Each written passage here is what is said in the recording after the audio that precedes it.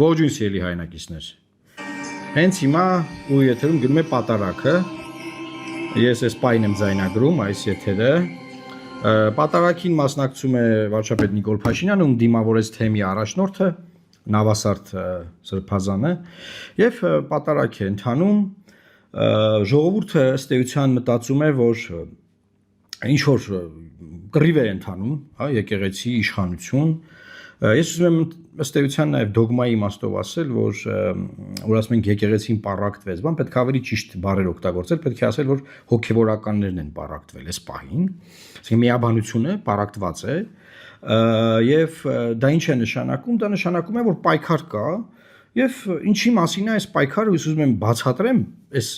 պատմությունը որտեղից է սկսվել, ինչու է այս ամեն ինչը տեղի ունենում եւ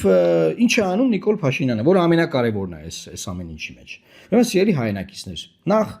եկեղեցու գլուխը Քրիստոսն է։ Հետաբար եկեղեցին չի կարող պառակտվել, սխալվել, որտեվ Քրիստոս անսխալական է։ Իսկ հոգևորականները կարող են սխալվել, մեղքեր գործել, որտեվ մարդիկ են։ Հիմա ինչ է կատարվում մարդկանց միջև։ Մարդկանց մի խումբ, ովքեր որ սրբազաններ են, գնացել են Նիկոլ Փաշինյանի մոտ վերջապես, այսինքն այդքան տենց ինչ որ կոմպրոմատային պայքար է, չէ՞ գնում։ Այդ պայքարի արդյունքում այս մի խումբը գնացել Նիկոլ Փաշինյանի մոտ, որոնց մեջ աչքի են ընկնում ահավոր մեղքերով մեզ հայտնի Հայաստանի ժողովրդին հայտնի մարդիկ, եւ իրանք ասում են ժողովուրդ ջան, աղբեր ջան, ես բան անենք,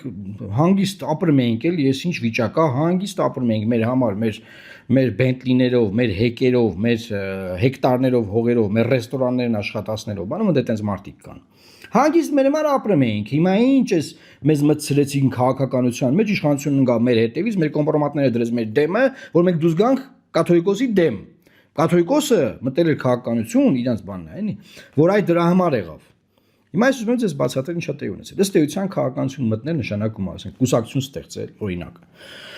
եւ զբաղվել քաղաքական գործունեությամբ։ Եկեղեցու եւ իշխանության խնդրեմը առաջացել այն պայից սկսած, երբ որ Արցախի կորստից հետո սկսվեց process, որ հոգևորականները, եկեղեցականները, սրբազաններ, հա, մարդիկ, հոգևորական մարդիկ, տարբեր աստիճանակարգության, ասենք, arczepiskopos, եպիսկոպոս, քահանաներ, բան սկսեցին, օրինակ դա սկսեց առաջի դեպքը, օրինակ Սիսիանում մի քահանա վարչապետի ձեռքը չբռնեց։ Դա նոյեմբերի 9-ից հետո էր, սիրելի հայրենակիցներ, հիշում եք։ Այդտեղ Բագրատ սրբազան չկար, ոչ մի բան գոյություն չուներ նման բան։ Այսինքն եկեղեցին, հոգևորականները սկսեցին նրանք իրենց ձայնը հնչեցնել այն բանի մասին, որ կորցրել են հարյուրավոր եկեղեցիներ Լեռնային Ղարաբաղում, Արցախում, եթե չեմ սխալվում, շուրջ 60 վանքեր եւ քրիստոնեական մի ամբողջ ժառանգություն եւ հայ ազգային հարցերի վերաբերյալ ցեցին արտահայտվել։ Երբ որ սկսեցին հայ ազգային հարցերի վերաբերյալ արտահայտվել, դա Հայաստանում քաղաքական տգետ որոշ զանգվածների կողմից ներկայացվեց որպես բա եկեղեցին մտնում է քաղաքականության մեջ։ Այսինքն եկեղեցին դարերով պահպանել է մեր ինքնությունը, պետություն չենք ունեցել, բերել է փոխանցել պետությանը, հա, թե առաջին հանրապետության ժամանակ, թե հետո ու հիմա բանը իրանք իրավունք չունեն խոսան։ Եվ սկսվեց պայքար, նաև հոգևորականների միջև։ Հոգևորականներ, ովքեր ուզում էին խոսեն ազգային հարցերից եւ խոսում էին, հոգևորականներ, ովքեր ասեն, «Արա թողեք մեր բենտլին քշենք, մեր հեկը աշխատացնենք, արա մեր մոմը ծախենք, ապրենք, աղբեր, ինչ եք ուզում մեզանից»։ Հիմա դրանցից մի մասը գնացել է Նիկոլի մոտ, ասում է, ինչ է ուզում մեզ, մենք քո հետ ենք։ Էս ուզում, մենք քո հետ ենք։ Բայց չեն հասկանում, որ մեկը երբ որ այդ իրանց ասած վերանորոգումը, վերափոխումը որ լինի, բնականաբար ժողովուրդը չի հանդուրժելու նաև իրանց, եթե իրանց թվում է, որ իրանք չեն հանդուրժում, ասենք, օրինակ, Արշակ Սրբազանին, որին իբր ասում է կոծկում է Գարեգին կաթողիկոսը, այդ նույն ժողովուրդը չի հանդուրժելու նաև ձեզ բոլորիդ, դուք բոլորդ գնացողական եք, ձեզ եթե թվում է, թե դուք քանդեցիք, պառակտեցիք, իրար կերակ, իրար դեմ գզվրտոց սկսեցիք, ասենք, կաթողիկոսին հանեցիք, Արշակ Սրբազանին հանեցիք, չէ՞, դուք մնալու եք, դուք չեք կարող մնալ, որովհետև այդ նույն մեղքերի մեջ դուք եք թաթախված, այդ ձեր ասած, եւ դրա մասին խոսած նաև հոգևորական հենց երեք, օրինակ Տեր Վրթանեսը, շատ ուժեղ խոսած, ես շատ լավ ճանաչում եմ անձամբ։ Հիմա այսինքն այս փաստաթուղթը ստորագրած սրբազանների մեջ, գոնե ես մի հոգու գիտեմ, որ իմ համար մաքուր հոգևորական է, դա Արևմտյան Ամերիկայի արևմտյան թեմի առաջնորդ Հովնան Սրբազանն է։ Մնացածների մասով նենց բաներ կա, նենց բաներ են խոսում, որեն որ ասենք դուք որևէ ձևի չեք կարա մնաք։ Ոչ մի կոնֆիգուրացիայում դուք չեք կարա ալնեք։ Ոչ մի կոնֆիգուրացիայում։ Հետևաբար ձեզ օգտագործելու են, արդեն պարակտված է հոգեորականությունը, միաբանությունը պարակտվել է, ձեզ օգտագործելով էլի մարդիկ կմիանան, որտեղ էլի մարդկանց են ճնշում, ահավոր կոմպրոմանտների պայքարա գնում եւ բերելու են հասցնեն նրան, որ այդ բուրգը փլուզվի, վերջում ինչ որ բան կձևավորվի, չէ, ես ի սկզբանե ասել եմ, որ Նիկոլ Փաշինյանի պլան A-ն պարակտելը քանդելն է։ Պլան B-ն կարողանա, ասենք, փոխի այդտեղ իրավիճակ, որ լուր մնան, այսինքն ի՞նչն է իր հարցը, լուր մնացեք, ձեն չհանեք,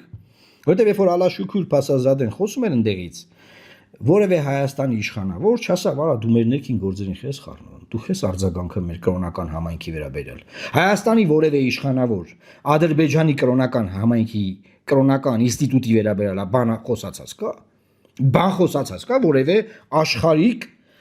իշխանավոր չկա։ Բայց որ ընդդեից խոսում են, պետք է Հայաստանը ասել հոп, դուք իրավունք չունեք մեր ներքին գործերին խառնում եք։ Բայց քանի որ իրանց իշխանությունը կառուցված է Ալիևի բարի կամքի վրա, չէին կարա ձեն հանեն։ Հետևաբար նրան պատասխանող եկեղեցականների հետևից ընկան նաև։ Էս էլ հաշվի առեք։ Այսինքն սա եւ ներքին process է, եւ արտաքին process է։ Այդ արտաքին մասը միանշանակ կա։ Հիմա իմ ասած ի՞նչն է ժողովուրդ։ Ես ուզում եմ մենք հասկանանք խնդրեմը որտեղից է եկել։ Հիշեք, խնդրեմը ոչ թե կերանայից որ քաղաքականությամբ հենց զբաղվում չկա տես բան։ Խնդրեմն ըմ դե որ չի ուզում իշխանությունը, որ հոգեվորականները խոսք ասեն նրա մասին, որը ազգայինի մասին է։ Ասենք այսինքն դուք ցեղասպանությունը ուրանակ, որ 1.5 միլիոն ցեղասպանության զոհեր, անմեղ զոհերը սրբադասված են եկեղեցու կողմից։ Բոլորս գիտենք։ 100-ամյակի ժամանակ սրբադասվել են 2015 թվականին։ Այսինքն դուք ցեղասպանությունը ուրանակ Ադրբեջանի, Թուրքիայի թեզերը բերեք ցեղասպանության վերաբերյալ մեր խոսույթ։ Ասեք 1.5 միլիոն անուն ենք մանգալի, մասս բաներ խոսակ։ Եկեղեցական մեկը խոսա, դա դուք համարը քաղաքականություն մտավ։ Վայ, մտավ քաղաքականություն իրավունք չունի, եք ասում։ Դա ապուշություն է։ Ասեք ում եք ապուշի տեղ դրել։ Այսինքն Ժորժ ջան, կռիվը սրա մասին է։ Դե չէ Նիկոլ Փաշինյանին չի հետարքրեմ ով կնիկ ունի, ով ռեխա ունի, ով ինչ ունի։ Այն ասում է կները կնիկ արտահայտության համար տենց չպետք է ասի, իրանց են կալմանց մեջ, հա, այդ իրանց են կալման մեջ են։ Ասում է, բա մեկը 4 հատ կնիկ ունենա, 6 հատ սիրուհի, ամեն քաղաքում կնիկ ունենա, բան, այ ես դա ինչ խոսակցություն է, եկել ազգային ժողովի ամբիոն։ Ամբիոնից ասում է։ Ու այդ մարդկանց հետ նստել անդեղ, այո, Սրբազան հայրեր, ես գնահատում եմ ձեր սկզբունքային դիրքորոշումը, որ դուք վերջապես այս վերանորոգման, այս վերափոխման հարցով ձեռ եք առնում արա։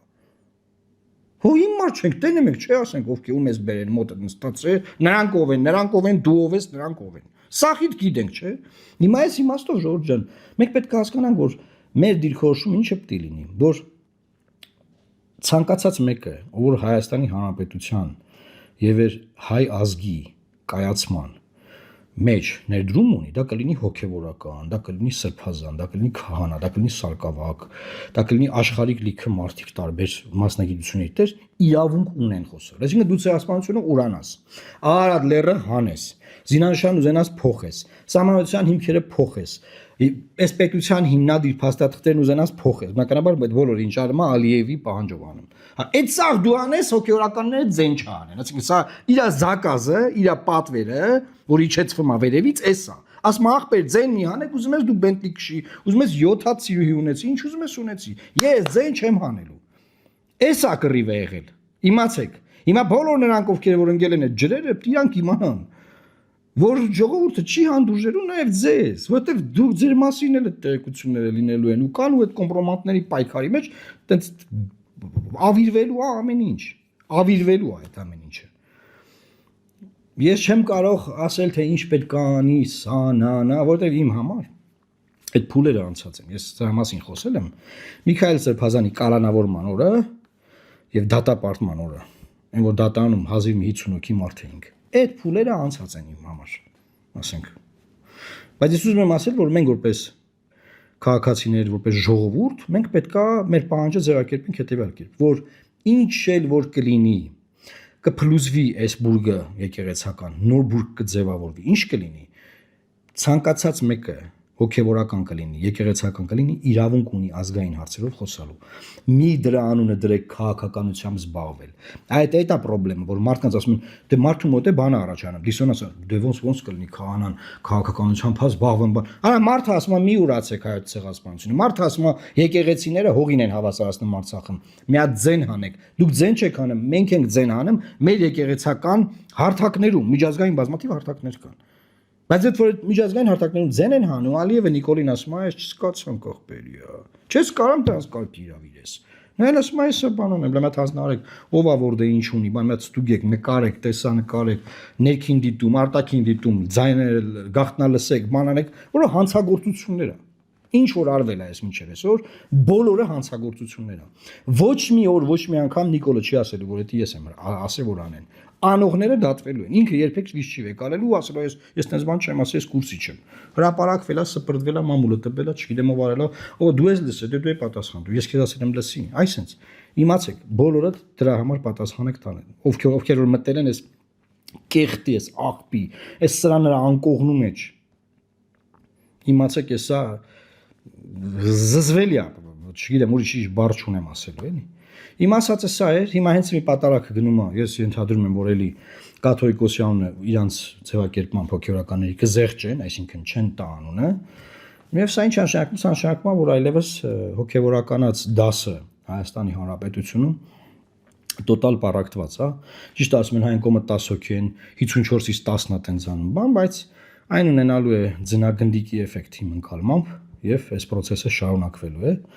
Մեր քաղաքացիներից մենք աշխարհիկ մարդիկ ենք, մնում է մեր քաղաքացիական ակտիվ դիրքորոշման մեջ մնալ եւ պաշտպանել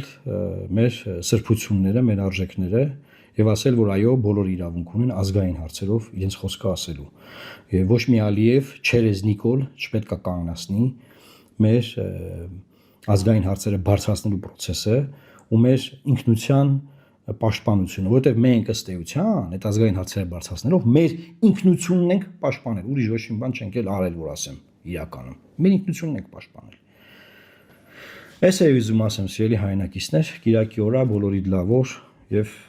Աստված պահապան Հայաստանի Հանրապետությանը։ Լավ մնացեք։ Եվ խնդրում եմ տարածեք, միացեք մեր ալիքին։